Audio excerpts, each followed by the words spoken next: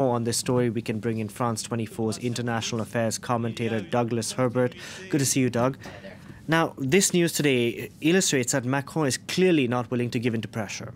No, and he's been clear about that all along. This is a man who doesn't like the breathless onslaught of headlines, pundits trying to pressure him into doing something, speculation, rumors. He likes to govern at his own pace, at his own tempo, and he's been very sort of categorical about that since he came into power. Let's remember, he came in on an agenda that he had no illusions about how difficult it would be to implement in France, at a country where his predecessors have often fallen or bowed to pressure from the streets on ambitious reform agendas.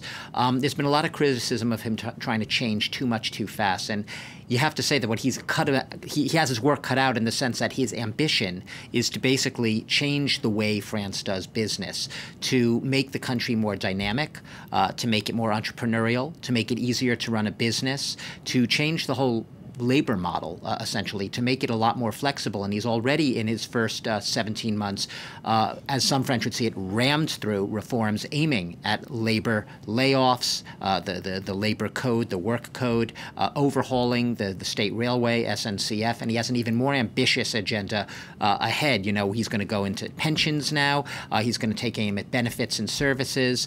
His goal to really slash government spending. In France, it's been at about 56% of the economy. He wants to get it down by 2022 to about just over 51%. That is enormous cuts. And we know that the French have a habit of losing patience quickly with leaders who charge ahead too quickly. So even the paradox here, even though this is a man who was elected, presumably, on a sweeping, ambitious platform to change things, when he actually starts to do that, you have people saying, whoa, slow down here. It hasn't helped. He's perhaps been his own worst enemy at times in terms of communication, projecting an image, at least the perception, that he's aloof, out of touch, a president of the rich, not great on the communications front. So if some of his own gaffes haven't helped, perhaps, some of his own statements on the public front. But, Doug, his popularity stands at 33%. Yeah. I mean, it's gotten a bump up by 4 points recently, but it's still very low.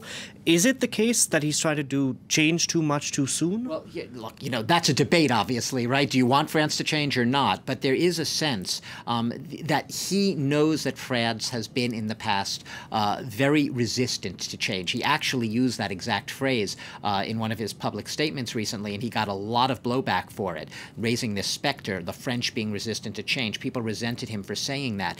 He was also resented when he told an unemployed gardener he was speaking to on the street. He walk said, down the road. He said, find a job. He said, I'm Macron. You can just walk down across the street, walk into that restaurant. I could get you a job there right now. Sort of implying that there's this sort of built-in inertia, this laziness, we don't want to actually try to go out and do anything to improve our own lot. And that has rubbed a lot of French the wrong way here. But, like the overall question being right now, is he doing too much too fast? A lot of people say that France has been lagging behind for years. It is time to change that model. But you are going to have, and you have an ingrained, it's also very culturally ingrained nostalgia for the status quo in France, for not really changing the way it does business, and perhaps boosted by a lot of tourists, millions of tourists, among them Americans who come to France and love the country precisely for the fact that it's still sort of a very traditional, very French country that hasn't sort of jumped aboard the globalization, modernization bandwagon perhaps as quickly as some other countries. So there's a paradox there as well. But I can tell you one thing. Emmanuel Macron is a man who's determined to plow through with this agenda. The fact he's waiting to reshuffle his cabinet, doing it at his own at his own tempo, really shows that he's not going to be bowed by these forces that he sees as weighing in against him and trying to squelch his reforms, including the opposition. Now, here in France, he may not be loved, but he's trying to position himself as a sort of champion and defender of Europe. Yeah. This ahead of those elections next year. He may be the most the staunchest European standing right now, in a sense. We've seen Angela Merkel, put in a much more fragile position on her home front in her coalition, and so France right now, and Emmanuel Macron specifically, has become the leader that has continued at a time when Europe is not the flavor of the day, when it's not always politically perhaps the best thing to say to get votes that you love Europe. Exactly. He has been saying just that. He's been talking back to what he perceives as strongman leaders, most prominently perhaps people like Viktor Orban in Hungary, the illiberal democratic tendencies in Europe, and also the Brexiteers, telling them in no uncertain terms that those of you who say that the breaking away from Europe is going to bring you prosperity and cash and make you better than ever before, you're deluding yourself, you're lying to yourself. I don't know too many politicians in Europe that are saying that so bluntly right now on the European stage, whether you're talking Brexit or whether you're talking to some of the strongman leaders in Eastern and Central Europe. Indeed, and he's also picked fight with Matteo Salvini over in Italy as well. Italy. Douglas Herbert, thank you very much for that.